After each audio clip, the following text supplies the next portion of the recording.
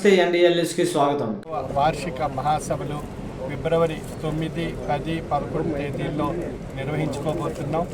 ఈ సందర్భంగా ఈ యొక్క ప్రాంగణంలో ఆధ్యాత్మిక తాత్విక జ్ఞాన మార్గము అనేటువంటి ఒక నేత్రము, సామాజిక సేవా నేత్రము అనేటువంటి రెండవ నేత్రము. ఈ రెండు నేత్రాల చేత మన సమాజాన్ని దర్శించగలిగినట్లయితే మనలో పరిపూర్ణత్వం ఏర్పడుతుంది. అటువంటి పరిపూర్ణత్వాన్ని పొంది తరింప చేసుకోవడానికి ఈ 3 రోజులు మహాసభల్లో ఈ కార్యక్రమాల్లో అనేక తాత్విక విషయాలు, సామాజిక సేవా తత్పరత భావంతో కలిగినటువంటి అనేక అంశాలపై అనేక చర్చలు జరుగుతూ ఉంటాయి.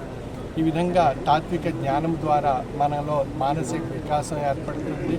ఆ మానసిక వికాసం సామాజిక సేవా తత్పరత భావాన్ని కలిగించి సమాజంలో మానవుడిగా ఏ విధంగా మనుగడ సాగించాలి అనేటువంటి ఒక సామాజిక స్ఫూర్తి, ఆధ్యాత్మిక భావన మనందరిలో ఏర్పడుతుంది.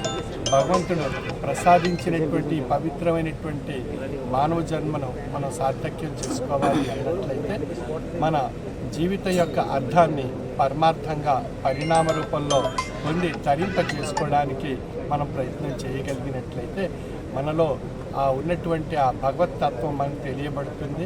ఆ భగవత్తత్వం భౌతిక రూపంగా మానవత్వంగా తెలియబడుతుంది.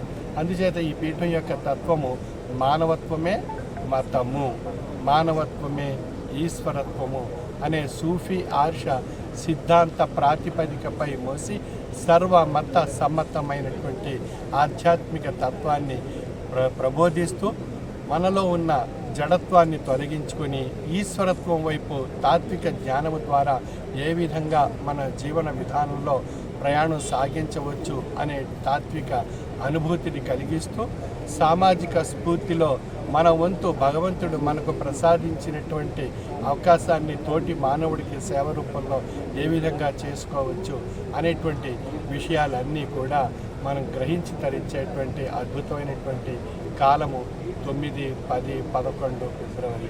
కాబట్టి ప్రతి సంవత్సరం ఈ యొక్క మహాసభలు నిర్వహింపబడుతూ ఉన్నాయి.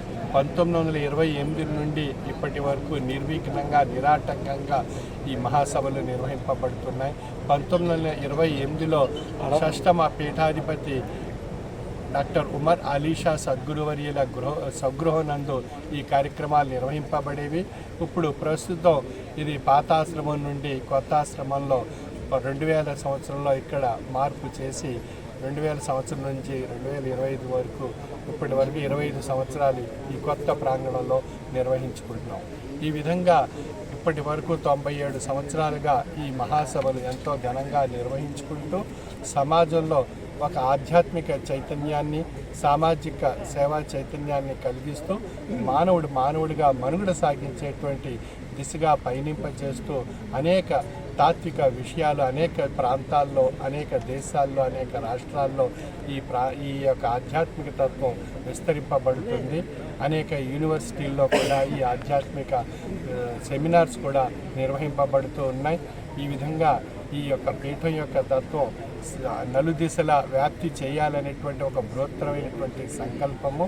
ఎందువల్ల అన్నట్టయితే ఈనాటి సమాజంలో ఉన్నటువంటి కులతత్వాలు, ప్రాంతీయతత్వాలు, భాషాతత్వాలు, ఇంకా అనేక రకాలైనటువంటి మత ఛాందస తత్వాలతో ఎన్నో రకాలైనటువంటి సమస్యలతో కొట్టుమిట్టాడుతూ అశాంతి, అసహనము, ఒత్తిడి, ఆందోళన ఇంకా ఇత్యాది విషయాలు ఎన్నో మనలో ఏర్పడి మనం మానవులుగా కాకుండా మనకన్నా కింద జంతువులు ఏ విధంగా అయితే ప్రవర్తిస్తాయో అటువంటి జంతు ప్రవర్తన మనలో ఏర్పడి ఈనాటి సమాజంలో మానవతా విలువలు తరిగిపోయి నైతిక విలువలు కోల్పోతూ సమాజంలో ఒక మానవ తత్వాన్ని మనం మరిచిపోతున్నాం.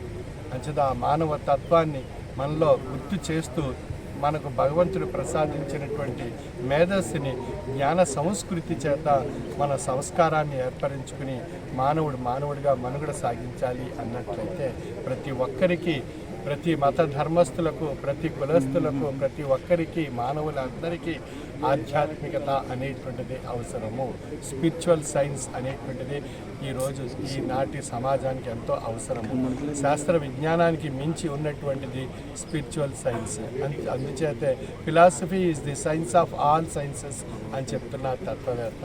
అన్ని శాస్త్ర విజ్ఞానాలకు మించి ఉన్నటువంటిది ఆధ్యాత్మికత. ఎందువల్ల అన్నప్పుడు మనసుని శాసించేది, మనసుకు దశ దిశ నిర్దేశించేది, మనసుకు దిక్సూచిగా ఉండేటువంటిదే ఆధ్యాత్మికత. ఎప్పుడైతే మనలో ఆధ్యాత్మికత మన యొక్క మానసిక వ్యవస్థలో ప్రవేశించిందో అప్పుడు మన జీవిత యొక్క అర్థం మనకు తెలియబడుతుంది. ఆ జీవిత యొక్క అర్థాన్ని పరమార్థంగా పరిణామ రూపంలో పొంది తరింపగలిగినప్పుడు మనలో మానవత్వం అనేటువంటి విషయం తెలియబడుతుంది. ఆ మానవత్వం ఈశ్వరత్వంగా ఉంది అనేటువంటి విషయం మన అనుభవంలో మనకు తెలియబడుతుంది. అటువంటి గొప్ప అనుభూతిని, సంస్కారాన్ని, సంస్కృతిని తెలియజేస్తూ సామాజిక హితవును కోరుకునేటువంటి పీఠం శ్రీ విశ్వ విజ్ఞాన విద్య ఆధ్యాత్మిక పీఠం యొక్క తత్వము. అందువల్ల సామాజిక సేవానేత్రము, ఆధ్యాత్మిక సేవానేత్రము అనే రెండు కళ్ళతో మనం చూడాలి అని ముందుగా చెప్పడం జరిగింది.